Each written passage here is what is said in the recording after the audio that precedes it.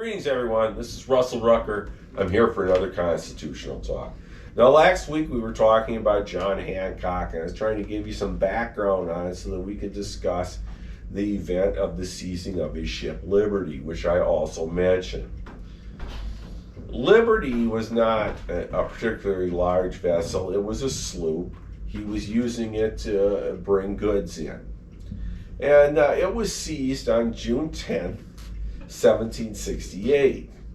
John Hancock, who ran the House of Hancock,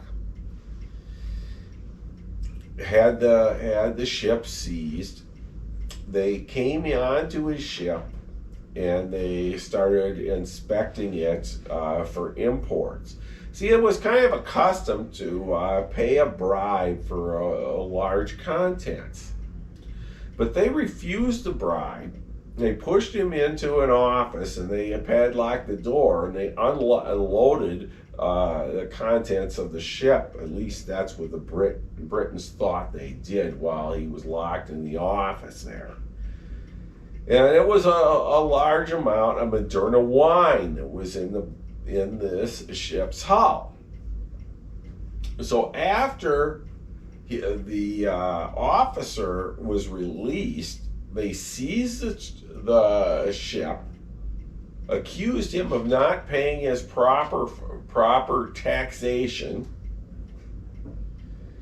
and they towed the vessel off to an island so the British seized the sloop and they towed it away with the HMS Halifax. But what made matters worse was when they impressed sailors off the docks, kidnapping them in order to man the ship Liberty.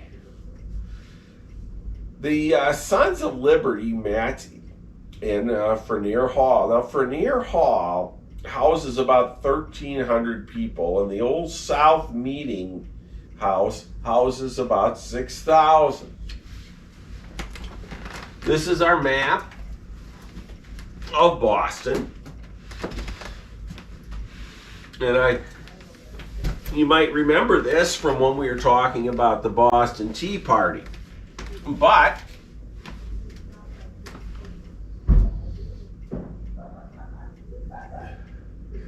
this is the South Meeting House, and this is Frequel Hall. Now, they were going to have them over at the Frequel Hall, the Sons of Liberty, but it got too large a crowd, so they moved it up to the South Meeting House. And they held a meeting at the South Meeting House in Boston.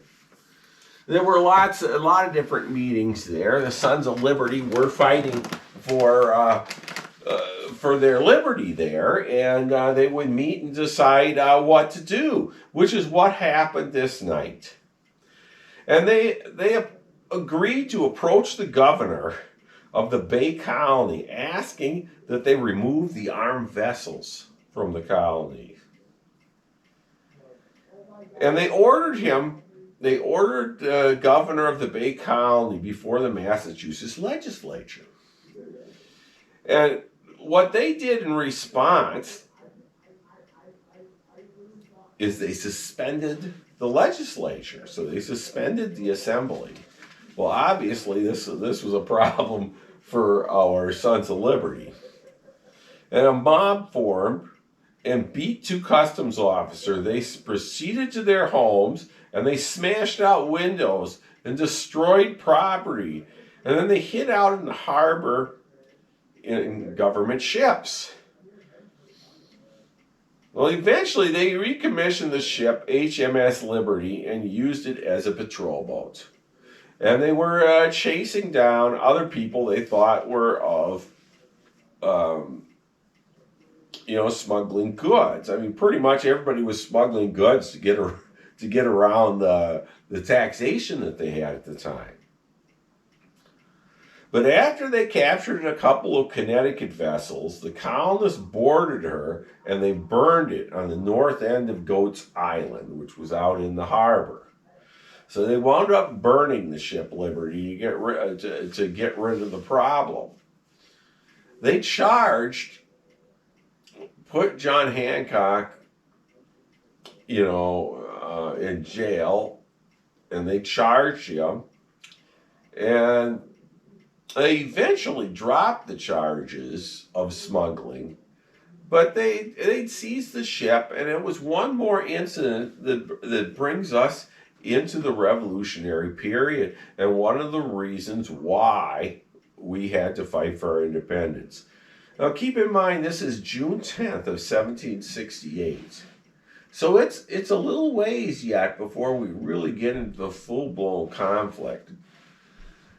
Because by March of 1775, that's when we're really at war. You get a number of things happen, including the Boston Massacre and the March out of Boston for the battles of Lexington and Concord, where they went out trying to capture John Hancock and Samuel Adams. But this is another event along the road to the revolution. I hope you really understand what we're getting at here and the stories that lead us into the revolution itself.